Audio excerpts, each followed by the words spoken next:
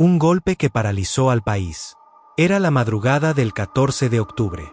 La carretera Iguala-Chilpancingo estaba cubierta por una neblina espesa, como si la sierra supiera lo que estaba a punto de ocurrir.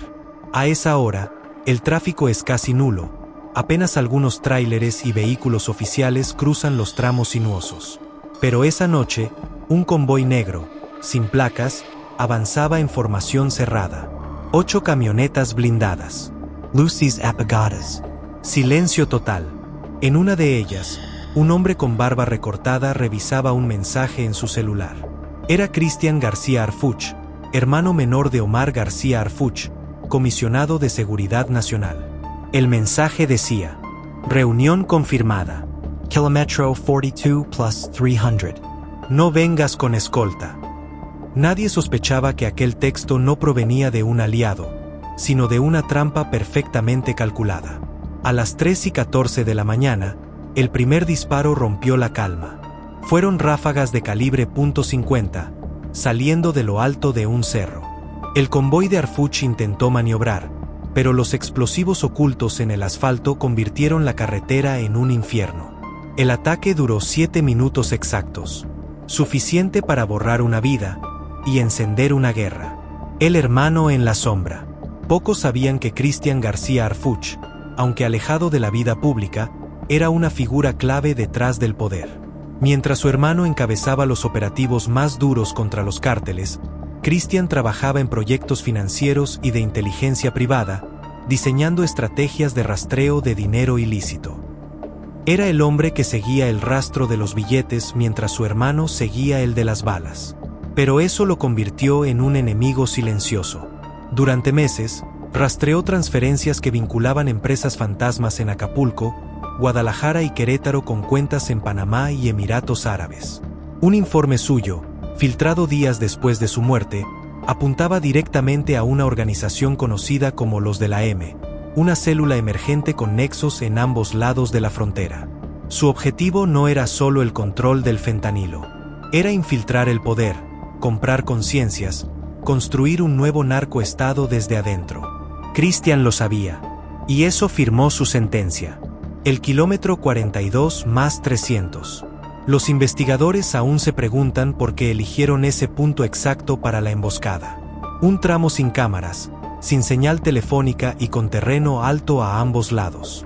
Un sitio perfecto para desaparecer a cualquiera. Cuando las autoridades llegaron, hallaron lo que parecía una escena de guerra.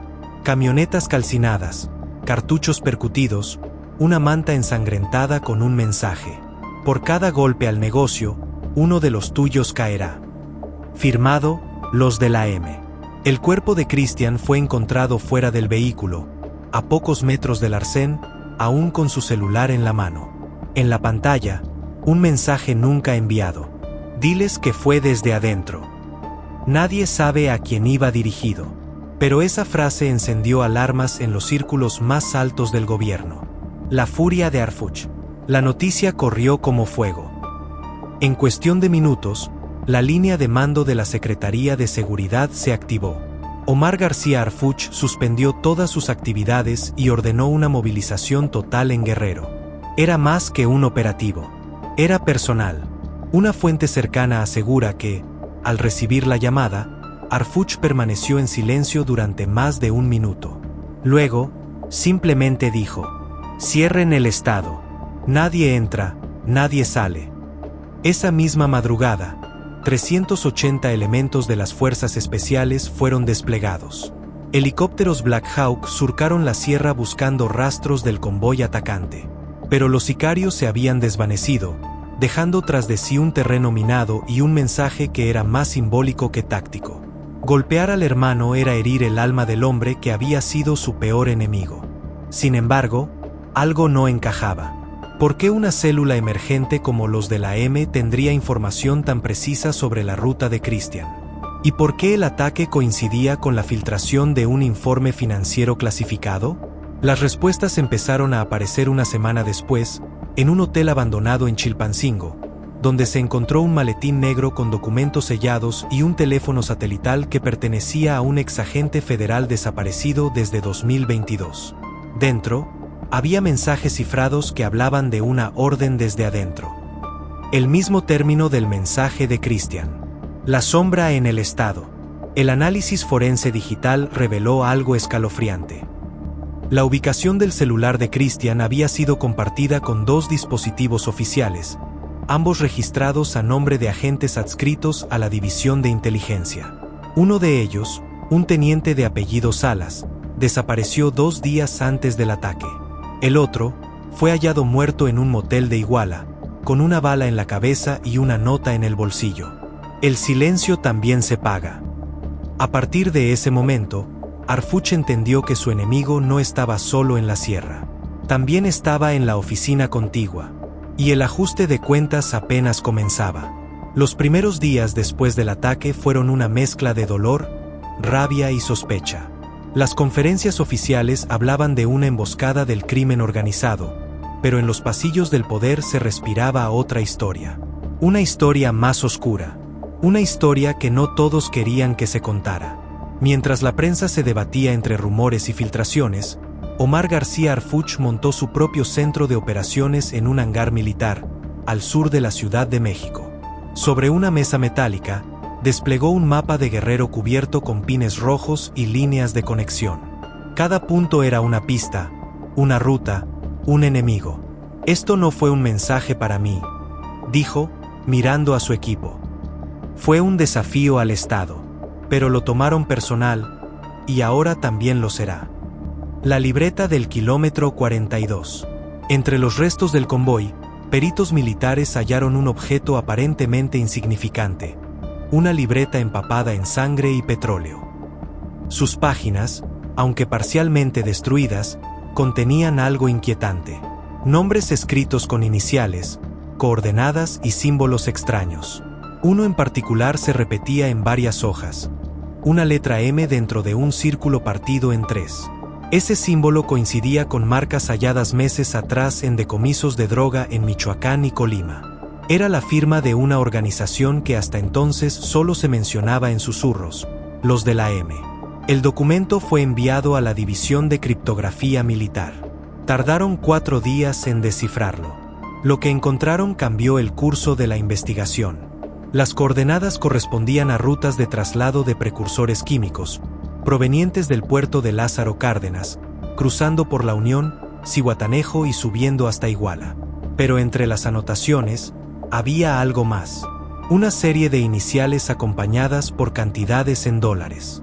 Uno de los nombres cifrados coincidía con un funcionario de alto rango en la Secretaría de Seguridad. El enemigo no solo estaba afuera, estaba dentro. El origen de los de la M. ¿Quiénes eran exactamente? Los analistas coincidían en algo: no eran un cártel tradicional. No buscaban territorios, buscaban estructuras. Su modelo era distinto: comprar inteligencia, no armas. Su fundador, un hombre conocido solo como el Médico, había sido parte del brazo financiero del cártel de Sinaloa. Tras una purga interna en 2018, desapareció del radar y comenzó a reclutar exagentes, contadores, analistas de seguridad y operadores financieros. Su lema era simple: si controlas la información, controlas el miedo. Los de la M funcionaban como una sombra, moviendo dinero, sobornando mandos medios, hackeando bases de datos policiales y filtrando rutas a grupos aliados. Se estima que, para el momento del ataque, ya controlaban una red de 45 empresas fachada y 3 bancos digitales en Panamá y Belice. Y Christian García Harfuch estaba tras ellos. Él había descubierto un vínculo directo entre la empresa marítima del Pacífico S.A., fachada legal en Lázaro Cárdenas, y un consorcio de exportaciones en Dubái que movía más de $50 millones al mes. Esa pista fue la última que investigó antes de ser emboscado. El video del kilómetro 42. 5 días después del ataque, un dron militar captó algo inesperado. Una figura caminando entre los restos del convoy, minutos después del tiroteo. Vestía ropa táctica y portaba una máscara negra con el símbolo de la M. Se inclinó sobre el cuerpo de Christian, le quitó el reloj y colocó una tarjeta de memoria USB en su bolsillo. Luego levantó la mirada hacia el dron, como si supiera que lo estaban observando, y alzó 3 dedos. La memoria fue recuperada durante la autopsia. Dentro había un solo archivo de video. Duraba exactamente 2 minutos y 11 segundos. Era una grabación tomada dentro de una bodega con el logotipo de una empresa constructora en Acapulco. 5 hombres con el rostro cubierto hablaban ante una cámara. Esto no es contra ti, Omar. Esto es contra el sistema que alimentas. Tú limpias la superficie, pero nosotros vivimos en el sótano. Y desde el sótano, se derrumba todo.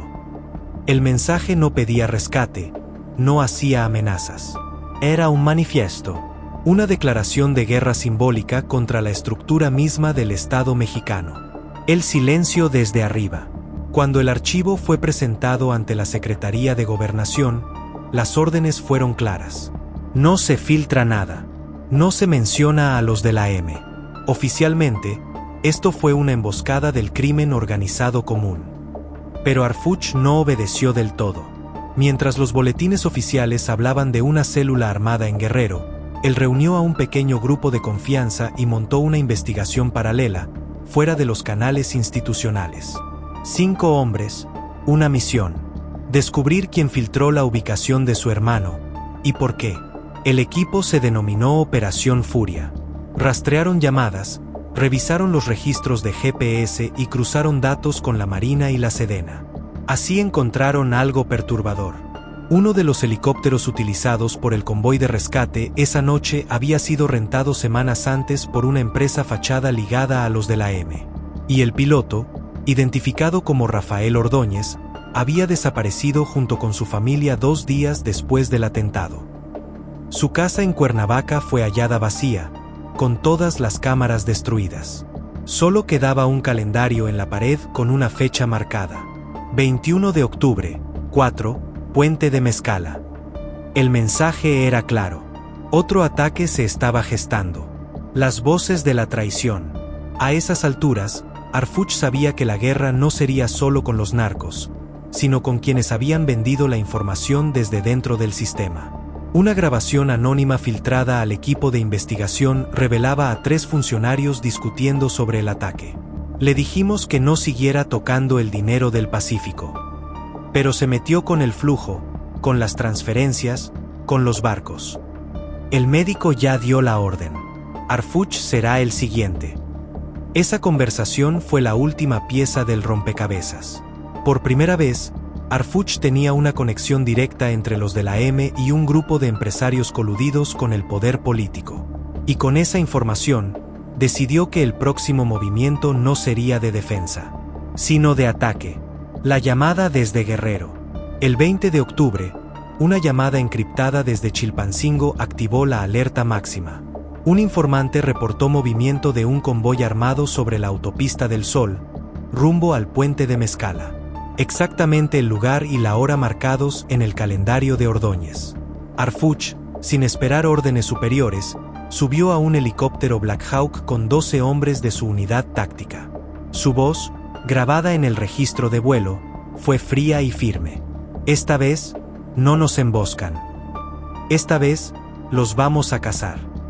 Y así comenzó la operación más peligrosa de su carrera. Puente de Mezcala, Guerrero. 4:02 de la madrugada. El eco de los motores retumbaba entre los cañones del río Balsas. Una densa neblina cubría la autopista mientras, a lo lejos, las luces intermitentes de un convoy negro avanzaban sin prisa. 3 camionetas blindadas, 2 camiones de carga y un vehículo de mando con antenas satelitales. No sabían que los estaban observando desde el cielo. En un helicóptero Black Hawk con matrícula táctica, Omar García Harfuch se mantenía en silencio. A su lado, 6 hombres de su unidad especial revisaban sus fusiles. En la radio, la voz del operador rompió la tensión. Confirmamos movimiento. Objetivos en la coordenada 18 grados 21 N. Recibido, respondió Harfuch. Esperamos su orden, comandante. Negativo. Nadie dispara hasta mi señal. El cielo estaba a punto de romperse. Fuego la trampa en la niebla. A las 4:08, una de las camionetas del convoy criminal se detuvo sobre el puente. Descendieron 7 hombres armados con fusiles Barrett y comenzaron a colocar artefactos explosivos bajo la estructura metálica. No querían un enfrentamiento, querían borrar el puente, cortar la ruta y enviar un mensaje al Estado. Pero Harfuch ya lo sabía. El informante infiltrado en los de la M, conocido solo como el Griego, había filtrado cada movimiento. Lo que los narcos no sabían era que el puente entero estaba rodeado.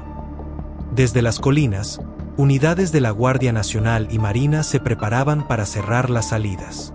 El cielo se llenó de ruido. 4 helicópteros tácticos descendieron en formación, iluminando la escena con reflectores cegadores. El fuego comenzó. Balas trazadoras cruzaron la oscuridad como relámpagos rojos. Las camionetas de los sicarios explotaron una tras otra.